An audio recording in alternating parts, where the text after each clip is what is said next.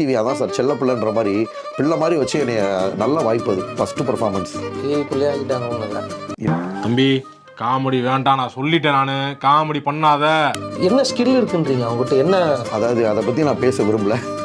இல்லை சார், உள்ள அவங்க வந்து என்ன மாதிரியான விஷயங்கள்லாம் செஞ்சாங்க? அதை வேணாம் சார், அதை பாஸ் பண்ணிடுவோம். அதை வந்து இப்போ நான் என்ன உங்கள்கிட்ட சொல்றது, தேவையில்லாத ஐடியாலாம் கொடுத்துட்டு நம்மளை இறக்கி விட்டு படிக்க பார்க்கறானே. என்கிட்டயே சொன்னாங்க, உன்னை கொஞ்சம் மெச்சூர்டான பீப்புள்ஸோட அமைச்சிருக்கலாம், இந்த செட்டோட அமைச்சது நீ ஒரு ப்ரொஃபஷனல் செட் தான் அடிச்சிட்டு இருந்தாங்க. ஏன் இவரை பிக் பாஸ் அனுப்புறீங்க? சொல்றது 1000 சொல்லுவான் சார், அவங்களும் வயிற்றுச்சல். இவரெல்லாம் ஏங்க பிக் பாஸ் அனுப்புறீங்க அப்படிங்கிற மாதிரி. வருஷத்துக்கு ஒரு கிரிக்கெட்ட சிக்கிறா சாமி. வாத்தி எத்தனை விக்கெட் அவுட்டு? எனக்கு வந்து நியூஸ் படி 2 விக்கெட் அவுட்டு, 2 ரிட்டையர்ல கட்டு. இதுக்கு மேலேயே அந்த பசங்களோட தான் சுற்றின்னு வச்சுக்கவே. இன்னைக்கு செத்தவே நாளைக்கு சாமா, நாளைக்கு செத்தவே நாளைக்கு சாமா, அப்புறம் சாமா, அப்புறம் சாமா, அப்புறம் செத்துக்கிட்டே இருப்பாங்க. நன்றி வணக்கம். அவனை சொல்லி நிறுத்துங்களேன்டா. அவன் நிறுத்துற அந்த லூசுக்கு மட்டும் வந்துட்டே இருக்கான் போடுறா. வர நிறுத்துற அவனை. கடைசி அந்த பழமொழி தான். அஜித் சாரு ரேஸுக்கு போயிட்டாரு, விஜய் சாரு அரசியலுக்கு போயிட்டாரு, சூர்யா சாரு பாம்பேக்கு போயிட்டாரு, துபாய் போயிட்டாரு. அடுத்து இந்த தமிழ் சினிமா உலக யாரு காப்பாற்ற போறா அப்படின்னு இருக்கப்ப இந்த only and one star watermelon ஸ்டாரோட என்ட்ரி இருக்கு. ஐயோ சாமி வேற கூட்டு போங்கடா, கோவத்துல போட்டுற போற.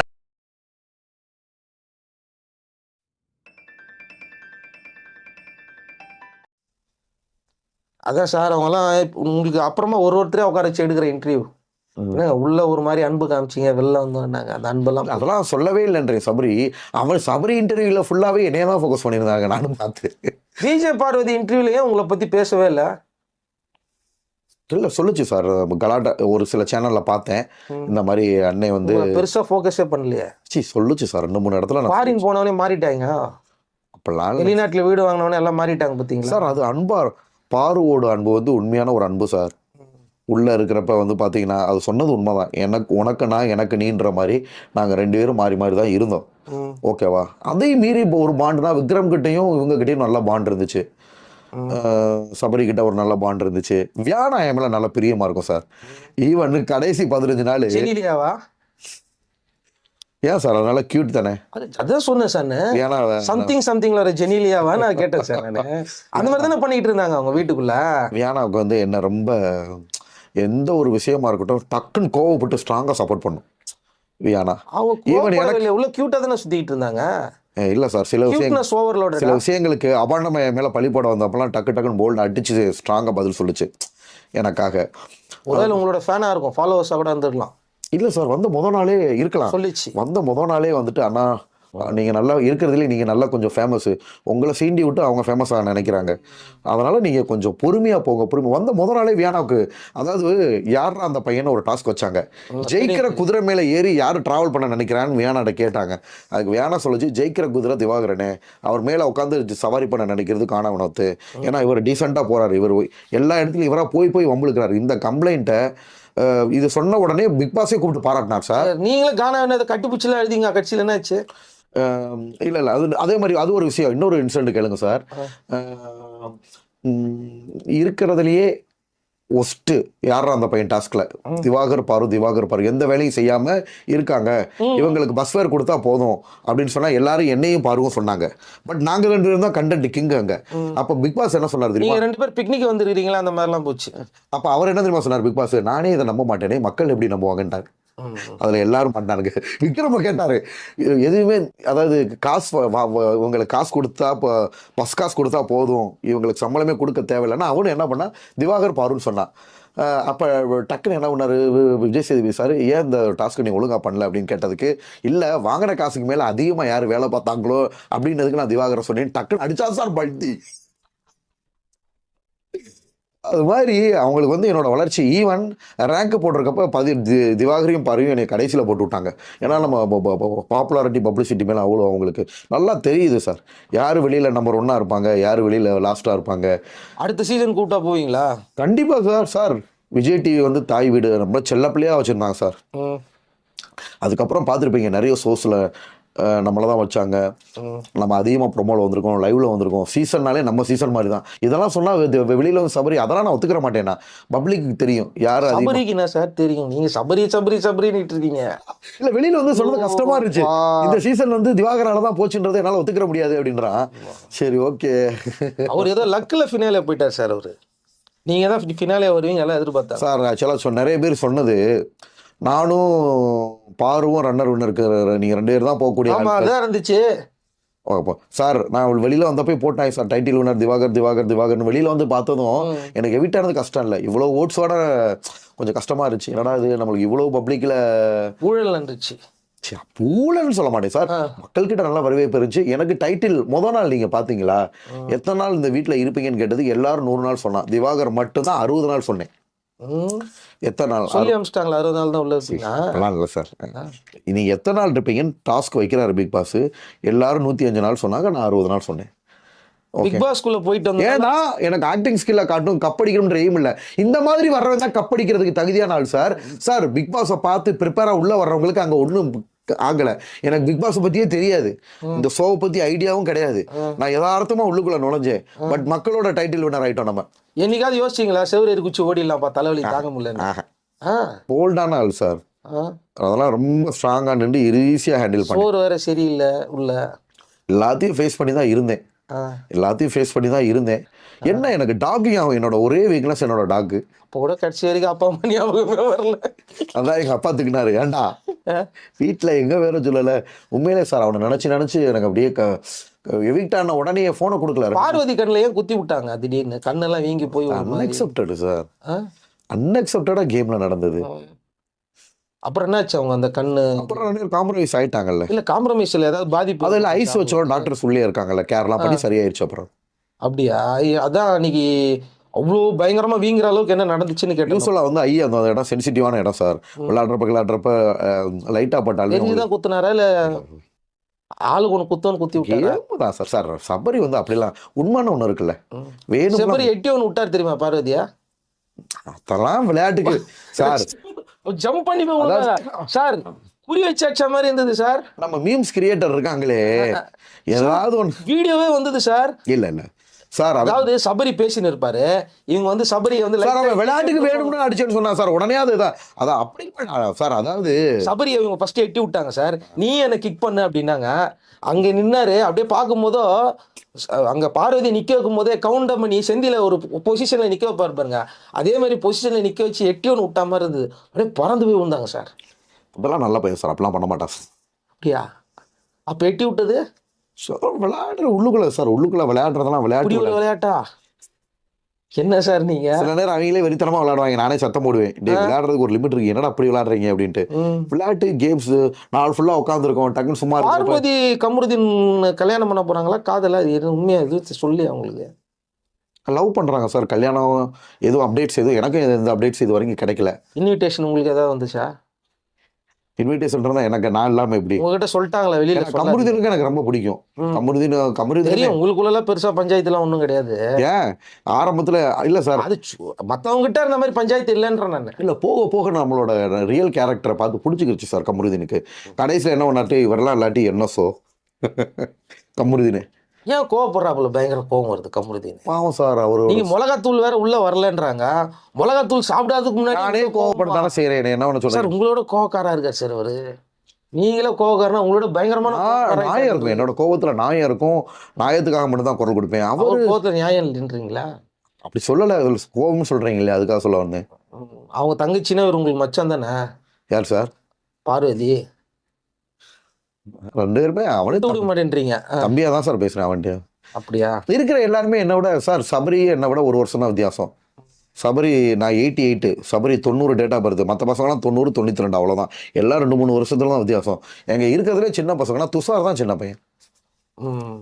துஷார் தான் சின்ன பையன். வியானா துஷார் எல்லாம் ஒரு செட்டு. ஏன் அரோரா உங்ககிட்ட உங்களுக்கு பயங்கர ஃப்ரெண்டு போலுக்குது? அரோரா நல்ல பொண்ணு சார். எல்லாருமே நல்ல ஒரு ஃப்ரெண்ட்லியாக தான் சார். ஒரு ஆரம்பத்தில் ஃபுல்லாக நாங்கள் 2 பேரும் சேர்ந்து ரீல்ஸ் பண்ணிக்கிட்டே இருந்தோம். நீங்களும் அரோராவும் சேர்ந்து.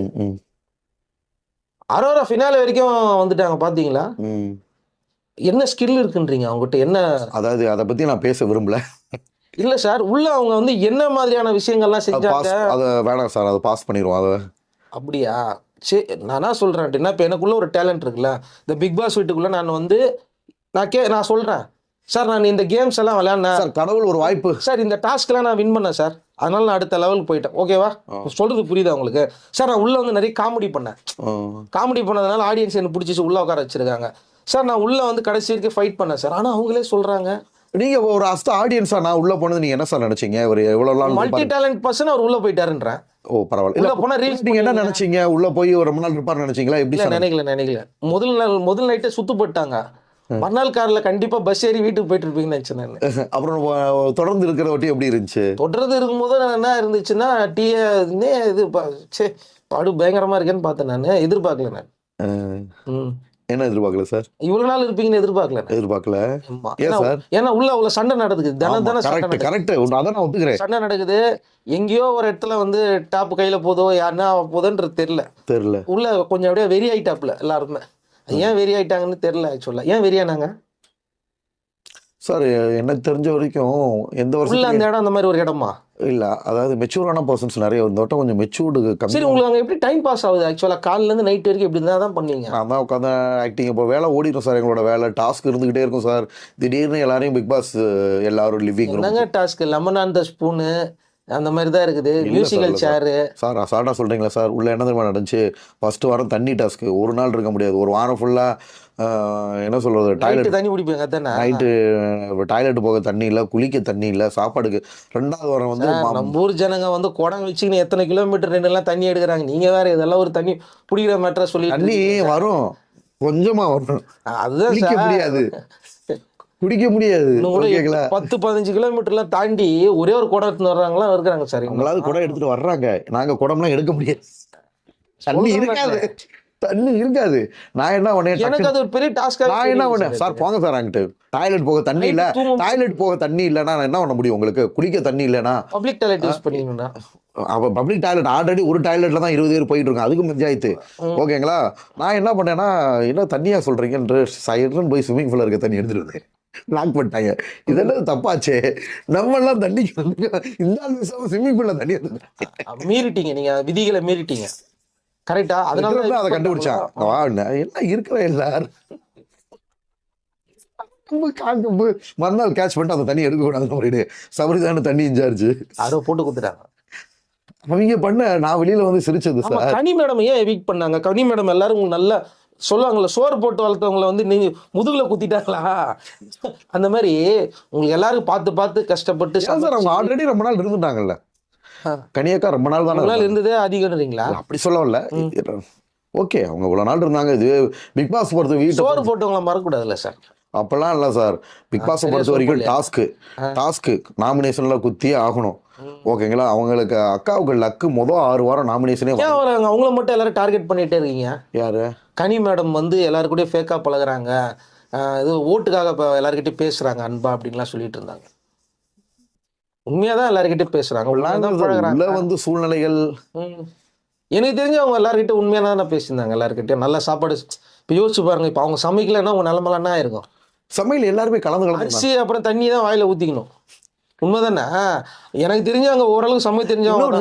கனியாக்காட்டு எனக்கு பிடிச்ச விஷயம், நீங்க சண்டே போட்டாலும் உங்களுக்கு சாப்பாடுல இது பண்ண மாட்டாங்க. அதுதான் அதே மாதிரி வந்து பாத்தீங்கன்னா, ஒருத்தவங்கள பிடிக்கலன்றதுக்காக ரொம்ப ஃபோர்ஸ் பண்ணி விகரஸா போக மாட்டாங்க. அவங்க தேவையில்லாத வார்த்தையில யூஸ் பண்ண மாட்டாங்க. அதுல சூப்பர் அவங்க. ஏன்னா அப்படிப்பட்ட ஒரு நல்ல மனுஷன் வெளில அமிச்சிட்டீங்களே, அதான் கேட்டேன். நான் ஃபினாலே போவாங்கன்னு எதிர்பார்த்தேன். நான் கனி ஃபினாலே போவாங்கன்னு யாரு பேச்சுக்கும் போறது இல்லை சொல்றேன் நான். அப்படின்னு இல்லை சார். உங்களுக்கு ஓட்ஸ் மக்கள் கிட்ட பிடிக்கணும் இல்லையா? மக்கள் கிட்ட ஓட்ஸ் வந்து பாத்தீங்கன்னா, நான் ஆக்சுவலா பிடிக்கனாலும் அந்த மக்கள் கிட்ட ஓட்டு அவங்க மேல குத்தி கொண்டு வரதே நீங்க தானே. இப்ப நான் எவிக்ட் ஆகுற அன்னைக்கு என்ன போட்டிருந்தாங்க, கனியாக்கா எவிக்டட். ஆக்சுவலா அஃபீஷியல் சைட்ஸ்ல நீங்க பாத்தீங்களா? இந்தியா கிளிட்ஸ் இவங்க எல்லாம் என்ன பண்ணாங்க, ஓட்ஸ் வந்து உங்களுக்கு கொஞ்சம் கம்மியா இருக்கிறவங்களே ஒரு மேல குடுத்துறாங்கன்னு கேட்டேன் நான். சார் அப்படி கிடையாது சார். இங்க பாருங்க, விக்ரமுக்கு கனியாக்காவுக்கும் ஒரு லக்கு என்ன தெரியுமா? 5-6 வாரத்துக்கு அவங்க நாமினேஷனே வரல, தப்பிச்சுக்கிட்டே வந்தாங்க. ஆரம்பத்திலேயே சில பேர்லாம் நாமினேஷன்ல ஸ்ட்ராங்கா போட்டிருந்தா வெளியே போக வேண்டிய ஆட்கள் வந்து பாத்தீங்கன்னா, விக்ரமுக்கு ஆரம்பத்துல எல்லாம் ஓட்ஸ்லாம் உங்களுக்கு தெரியாது இல்லை சார். நீங்க பாத்துட்டே வர்றீங்க, ரொம்ப வெளியில தெரியல இல்ல பெருசா. இவங்களெல்லாம் முதல் வாரமே நாமினேஷன்ல போட்டிருந்தா அதிகமா வீக்கா போயிருப்பாருங்க. சபரியாவது கொஞ்சம் ஓட்டு வாங்கி தப்பிச்சான். ஆனா அதே சபரிக்கு தெரியல, திவாகர் ஃபர்ஸ்ட்ல இருந்தா நம்ம செகண்ட்ல இருந்தோம்ன்றது தெரியல. திவாகர் நாளெல்லாம் பிக் பாஸ் போச்சுன்னா நான் ஒத்துக்கிற மாட்டேன் அப்படின்னு இன்ன வரைக்கும் சொல்லுவோம். அப்படி ஸோ நான் சொல்ல மறந்துட்டேன், அது யாருன்னு பேர் சொல்ல விரும்பலை. நான் ஓட்டிங்கில் 45% இருந்தேன். நான் ஹையஸ்ட் ஓட்டு. ஒருத்தவங்க 3% ஓட்டு. அந்த 3% ஃபினாலே போனாங்க. 45% டாப்பில் வந்தேன், வெளியில் வந்துட்டேன். இட்ஸ் பரமபந்த மாதிரி இட்ஸ் கேம். என்னன்னாலும் நடக்கும், ஏறும் இறங்கும். ஏறி இறங்குனா நான் ஓட்ஸில் ஒரே மாதிரி தான் வந்துகிட்டு இருந்தேன். Apart from oats sir, evict ஆகும்போது என்ன தான் சொன்னார் விஜய் சேதுபதி உங்களுக்கு வழி அனுப்பும் போது? ஒன்றும் சொல்ல சார், நார்மலாக பேசி அனுப்பிச்சாரோம். நார்மலாக பேசி அனுப்பிச்சாரா? எல்லாருக்கும் வருத்தமே இல்லை நீங்கள் போகிறது சார். அது எத்தனை பேருக்கு சார் வருத்தப்படுவார்? எல்லாருக்கும் சேமாக தான் பண்ணுவார். என்ன சார் அவங்களை பொறுத்த வரைக்கும் ஆங்கர் சார், அந்த வீட்டோட தலைவர் அவர் தான் சார், புரியுதுங்களா உங்களுக்கு? அந்த வீட்டோட சார் அவர் தான் சார் மேஸ்திரி. அந்த சார் வீட்டோட எமோஷனலாக எல்லார்ட்டையும் அப்படி ஆக முடியாது சார். எல்லாரும் கண்டஸ்டன்ட் தான், அதனால எல்லாரையும் சேமாக தான் அவர் அனுப்பிச்சு வைப்பார். அவரை பொறுத்த வரைக்கும் நான் பார்த்துட்டே இருக்கேன். மற்றவங்க கண்டஸ்டன்ட் தான் சார் ஓவர் அவரை டார்ச்சர் பண்ண நான் பார்த்துருக்கேன். அவர் ஒரு விஷயம் சொல்லிட்டு உடனே கிளம்பணும்னு பார்ப்பாரு. அவங்க தான் சார் சார் சார்னு அவர் கையை பிடிச்சிட்டு ரொம்ப நேரம் ஃபோர்ஸ் பண்ணி நிற்க வைப்பாங்க. நானே பார்த்துருக்கேன். அவர் எல்லார்ட்டையும் ஒரே மாதிரி தான் இருப்பார். அப்போ உள்ள வந்து அவர் கொஞ்சம் இதுவாக தான் இருந்தாரா? அன்கம்ஃபர்டபுளாக ஃபீல் பண்ணுறாரு அவர்? அப்படிலாம் இல்லை, அவங்களுக்கு நிறைய வேலைகள் இருக்கலாம் சார். இப்போ நானே ஒரு இடத்துல போகிறேன், பெரிய இல்லை சார், அன்றைக்கி ஒரு நாள் ஃபுல்லாக அவங்க கூட தான் சார் வேலை, புரியுதுங்களா? அன்றைக்கி ஒரு நாள் ஃபுல்லாக உங்களுக்காக தான் வேலை. எங்களுக்கே எரிச்சல் ஆகுதுல. அவங்க எல்லாருக்கும் டைம் இது பண்ணணும், பிரிச்சு கொடுக்கணும். உள்ள கண்டஸ்டன்ட் ஈவன் பிரியங்கா வர்றப்பயே விஜய் என்ன பண்ணானா, யாருமே அவங்க கிட்ட போக விடாம இவனே வந்து நின்றுக்கணும். அவங்களுக்கே அது புரிஞ்சு ஒரு லெவலில் வந்து அவங்களே சொல்லிட்டாங்க, எஃப்ஜேவை நாங்கள் இங்கே நிற்கலாம் சொல்லலை, அவராக சொல்லி எங்கள் பக்கத்தில் நின்றுக்கிட்டாரு. இவ்வளோ நடந்துருக்குதா? எல்லாருக்கும் ஆச்சரியம். பிரியங்காவுக்கு என்ன கொஞ்சம் ரொம்ப பிடிக்கும். எல்லாருமே எஃப்ஜேவை லவ் பண்ண ஆரம்பிச்சாங்க உள்ள? அப்படிலாம் யாருமே இல்லை சார். இல்லையா? அப்படிலாம் யாரும் இல்லை சார். எல்லார்ட்டையும் ஒரே மாதிரி தான் விஜய் வந்து பயங்கரமா லவ்வர் பாயா இருந்தாரு. இல்லை சார், இல்லை சார், அப்படிலாம் கிடையவே கிடையாது. கிடையாதா? அப்பெல்லாம் பொய்யா? பொய் தான் சார். பாருக்கு அமிர்தின் லவ் பண்ணது மட்டும் தான் உண்மை. மற்ற எதுவும் அங்கே லவ்ஸ்லாம் ஒன்றும் பெருசாக ஓடலை. எஃப்ஜேக்கு வந்து பெரிய ஃபேன்ஸ் இருந்தது உள்ள அவங்களுக்கு அப்படின்னாங்க. அதெல்லாம் கிடையாது. எல்லாரும் போல அவர் எல்லாத்தையும் பழகினார் சார், அவ்வளோதான் சார். மற்றபடி அவருக்கு உள்ள பெருசாக அந்த ஃபேன்ஸ் எல்லாம் கிடையாது. அப்படி இல்லை சார், உள்ளுக்குள்ள எல்லாருக்கும் பிடிக்கும். சாண்ட்ரா என்ன சொன்னாங்க உள்ள வந்தோடனே? முதல்ல எல்லாரும் திட்டாங்க, அதுக்கப்புறமா எப்படி நீங்க சாண்ட்ரா என் கூடயும் சண்டை நீங்களே பார்த்தீங்களா? 6 பேர் சேர்ந்து சண்டை விட்டாங்க. அப்புறம் போக போக என்ன சொன்னாங்க சாண்ட்ரா? இல்லை சொல்லிட்டாங்க சார், நீ தான் ஓட்டில் நம்பர் 1 இருக்க, ஓட்டில் டாப்ஸில் இருக்க திவாகர். ஏன் அப்போ வந்தோடனே திட்டினீங்க கேட்க வேண்டியதானே? மனிதர் இயல்பு, அதெல்லாம் போய் நம்ம இது பண்ண முடியுமா? அவங்களுக்கு தெரியும் யார் டாப்பில் இருக்கேன் எவனோட. அது ஒரு கேம் தானே உங்களுக்கு. அவங்கள எட்டி வச்சாங்க பார்த்தீங்களா? அதை பற்றி நான் பேசக்கூடாது சார். எட்டி வச்சது கூட பேசலாமே, ரெட் கார்டை பற்றி தான் பேசக்கூடாது. எட்டி வச்சது அதுக்கு ரிலேட்டடாக எதுவுமே எங்களை பேசக்கூடாது. சரி, ஓகே. இப்போ சாண்ட்ரா அப்புறமா பார்த்தீங்களா ஃபினாலேல இப்போ நல்லா ஆயிட்டாங்களா? அவங்க நார்மல் ஆயிட்டாங்களா? பிரஜன் என்ன சொன்னார்? உள்ளே இருக்கும் போதோ சண்டை கோழியா, நீங்கள் வெளில வந்தோடனே நார்மல் ஆகிடுவாங்கல்ல. வெளில மீட் பண்ணி பேசும்போது பிரஜன் என்ன சொன்னார்? அவர் உள்ளேயுமே ஓப்பனாக சொல்லுவோம் சார். சில விஷயங்கள் இப்போ ஈவன் வந்து காணவனத்தை என்னை பார்த்து துப்புனப்ப காணவனத்தை துப்புனதை பார்க்கல, திருப்பி நான் துப்புனதை பார்த்து என்கிட்ட சண்டைக்கு வந்தார். திருப்பி எடுத்து சொன்னோம்னா அதை புரிஞ்சுக்கிறாங்க. அதுக்காக ரொம்ப வந்து விஜய் சேதுபதிக்கெல்லாம் சண்டை போச்சு சார். 2 பேரும் ஃப்ரெண்ட்ஸு ஒன்றா இருந்தவங்க ஏதாச்சும் வரும் திருப்பி ஒன்று. இது சகஜம் சார், கேமில் வந்து இது எல்லாம் சகஜம் தானே உங்களுக்கு. 2 பேரும் பயங்கரமாக சண்டை. சேம் ஏஜ் குரூப்பு அவங்க, சீனியர் மேன் இல்லையா? யாருக்கு சப்போர்ட் பண்ணீங்க? விஜய் சேதுபதி சப்போர்ட் பண்ணீங்களா? சத்தியமாக சொல்கிறேன், பண்ணீங்களா? கடவுள் மேலே நான் ஷோ பார்க்கவே இல்லை. பயங்கரமான எஸ்கேப்பு. சத்தியமாக பார்க்கல. நான் திருப்பி போகிறப்ப நான் இல்லாத ஷோ நான் பார்க்க மாட்டேன் அப்படின்னு முடிவு பண்ணிட்டீங்களா? அப்படின்னு இல்லை சார். எதுக்கு? யாரா இருந்தாலும் வெளில வந்தா ஃபாலோ பண்ணுவாங்களே சார். அடுத்தது என்ன நடக்கும்? ஃபாலோவே பண்ணல. ரீல்ஸ்ல வர்றத பாக்குறதானே தவிர நீங்க நடிச்ச ஷோவாது பாத்தீங்களா? பார்க்கல நானு சார். அதை போய் திருப்பி பார்த்துக்கிட்டு அவங்க என்ன பேசுனாங்க இவங்க என்ன பேசுனாங்க மண்டையில ஏற்றிக்கிட்டு இதெல்லாம் தேவையில்லாத வேலை. நம்ம என்ன பண்ணணுன்றது உள்ளுக்குள்ள நம்மளுக்கே தெரியும் சார். நீங்க அந்த ஷோ பார்க்கும்போது தான் சார் நம்மளுக்கு ஒரு புரியும், நம்ம என்ன கேம் விளையாடி இருக்கோம், என்ன பண்ணியிருக்கிறோம், எதனால வெளில வந்திருக்கோம், அப்போ தான் சார் ரியலைஸ் பண்ண முடியும் சார். எனக்கு தெரிஞ்சு ஓட்டுனால நம்ம வெளியில் வரல, நம்ம டாப்பில் இருந்தோம், மக்களை கவர் பண்ணிட்டோம், லைவில் அதிகமாக போயிட்டோம். இது போதும் எனக்கு, நம்ம நல்லா ப்ளே பண்ணோம்ன்றது நம்மளுக்கே தெரிஞ்சிருச்சு. நம்ம போய் அதை போய் திருப்பி உட்காந்துக்கிட்டு பார்த்துக்கிட்டு அது நல்லா இருக்காது. ஏதோ ரீல்ஸில் 1-2 வந்துச்சா அதை பார்த்தோமா ரசிச்சோமா ஒரு ஆக்டிங் பண்ணோமா அதோட போயிட்டே இருக்கணும். ஃபினாலேல எல்லாரும் என்ன சொன்னாங்க? யார்ட்டையும் சொல்லிக்கிறதுக்கு டைம் இல்லை சார். எனக்கு பெர்ஃபார்மன்ஸ் இருந்துச்சு பார்த்தீங்களா? ஸ்டேஜ் பைனாப்பிள் கண்ணம் போல நல்ல ஒரு வாய்ப்பு. விஜய் டிவி அதான் சார் செல்ல பிள்ளைன்ற மாதிரி பிள்ளை மாதிரி வச்சு என்னைய நல்ல வாய்ப்பு. அது ஃபஸ்ட்டு பெர்ஃபார்மன்ஸ். கீரி பிள்ளையாகிட்டாங்க ஒன்றும் இல்லை இல்லை சார். சார் எவ்வளோ பெரிய ஸ்டேஜ், கீறிட்டீங்களா எல்லாரும் கீழே அடிச்சுட்டு வந்தீங்க அதை எவ்வளோ பெரிய ஸ்டேஜ் சார் அது. நம்மளை கொண்டு போய் ஃபினாலையில் ஃபர்ஸ்ட் பர்ஃபார்மன்ஸாக இறக்கி அதுவும் நல்லா வைரலாக இப்போ கூட காலையில் பார்த்தேன், நல்லா பயங்கரமாக. ஆனால் நிறைய பேர் மக்கள் வந்து இந்த முறை வந்து பிக் பாஸ் கண்டஸ்டன்ட்டே சரியில்லைன்னு சொல்லி எல்லாரும் திட்டிட்டு இருந்தாங்க. ஏன் அது ஏன்ட்டே சொன்னாங்க, உன்னை கொஞ்சம் மெச்சூர்டான பீப்புள்ஸோட அமைச்சிருக்கலாம், இந்த செட்டோட அமைச்சது நீ ஒரு ப்ரொஃபஷனல் சேர்த்து தான் அடிச்சிட்டு இருந்தாங்க. ஏன் இவரை பிக் பாஸ் அனுப்புறீங்க சொல்றது 1000 சொல்லுவான் சார். அவங்களாம் வயிற்றுச்சல் இவரெல்லாம் ஏங்க பிக் பாஸ் அனுப்புறீங்க அப்படிங்கிற மாதிரி சொல்றவரெல்லாம் என்னத்தை பெருசா சாதிச்சிட்டாரா? பேசுறவர் சொல்றவர் வந்து அவர் என்னத்தை பெருசா சாதிச்சிருந்தா அவனை கூட்டு இருந்திருப்பாங்கல்ல. உங்களை பார்த்தாலே கோவம் வருதாம? ஏன் அது? பொறாமை, வைத்தறிச்சல், வளர்ச்சி, அசுர வளர்ச்சி. உங்ககிட்ட சொல்லியிருக்காங்களா அந்த மாதிரி? ஏன்னா சார் ஏன் இவரை பிக் பாஸ்க்கு அனுப்புனாங்கன்னு உங்களுக்கு சொன்னாங்களா அந்த மாதிரி? ஆனால் இந்த வட்டம் சப்போர்ட் தான் அதிகமாகிடுச்சுனாங்க சார். ஹேட்டர்ஸ் ஒரு பக்கம் இருந்து சப்போர்ட்டர்ஸும் உங்களுக்கு அதிகமாகிடுச்சுட்டாங்க. இந்த மாதிரி ரீல்ஸில் இருக்கிறவங்களெல்லாம் அனுப்பிட்டீங்கன்னா அப்போ உண்மையாகவே டேலண்ட்டை ப்ரூஃப் டாக்டர் இல்லையா சார்? என்ன சொன்னார் விஜய் சேதுபதி சார்? இவரை டாக்டர்னு சொல்லுவாங்க. உண்மையிலேயே எனக்கு இன்டர்வியூவில் டாக்டர் சம்மந்தப்பட்டது நிறைய கேட்டாங்க. அதை கொஸ்டின் ஆன்சர் பண்ணுறதை பார்த்து அவங்களே ஆச்சரியமாகி போயிட்டாங்க. அதுதான் சார் ஒரு பெரிய ப்ரொஃபஷனல் இல்லையா சார்? விஜய் சேதுபதி ஒரு டாக்டரை திட்டாருங்கிற வருத்தத்தில் தான் நான் சொன்னேன் நான் நடுவில். என்ன சார் விஜய் சேதுபதி ஒரு டாக்டரை போய் இப்படி திட்டாரு சார்? அவரும் விஜய் சேதுபதி சாரும் வெல் எஜுகேட்டடு. அவங்க ஃபேமிலிலாம் பெரிய ஃபேமிலி. அவங்க அப்பாலாம் கவர்மெண்ட்டு, அவங்க அப்பாலாம் இன்ஜினியர். ஓகேவா? அவங்க வெல் செட்டில்டு ஃபேமிலி. இப்போயும் அவர் பெரிய லெவலில் இருக்காரு. ஓகேங்களா? ஸோ அவரெல்லாம் நம்ம வந்து டாப் 10 ஹீரோவில் இல்லை சார். சார் அவரோட ஒர்க்கு சார். நாங்கள் பண்ணுற தப்பா சுட்டி காமிச்சு என்ன திவாகர்னு கேட்குறாரு, அவ்வளோதான். இதே கனி அக்காவை எனக்கு சப்போர்ட் பண்ணி கனி அக்காவை திட்டலையா விஜய் சேதுபதி சார்? நிறைய நல்லது. ஆனால் உங்களுக்கு சப்போர்ட் கம்மியாக பண்ண மாதிரி இருக்கு சார். எனக்கு அந்த மாதிரி எந்த ஃபீல் இல்லை சார். ஆமாம், நீங்கள் கமெண்ட் பாக்ஸை போய் பார்க்கவே இல்லை. விஜய் சேதுபதி சார் வந்து திவாகருக்கு வந்து கம்மியாக சப்போர்ட் பண்ணிட்டாரு அப்படின்ற மாதிரி. அப்படிலாம் இல்லை சார், அந்த மாதிரி இருந்தது. அப்புறம் அவரே சொன்னார் வந்து, நான் ஒரு தரப்பினருக்கு மட்டும் ஆதரவாக நடந்து கொள்கிறேன் என்ன மேலே வந்து நிறைய பேர் குற்றம் சொல்கிறேன்னு அவரே சொல்லியிருக்கிறாரு ஆக்சுவலாக. ஓகேங்களா? சரி விடுங்க அதெல்லாம். அடுத்த சீசனில் வந்து எல்லாரும் எதிர்பார்க்குறாங்க. போவீங்களா அடுத்த சீசனில்? தெரியலையே.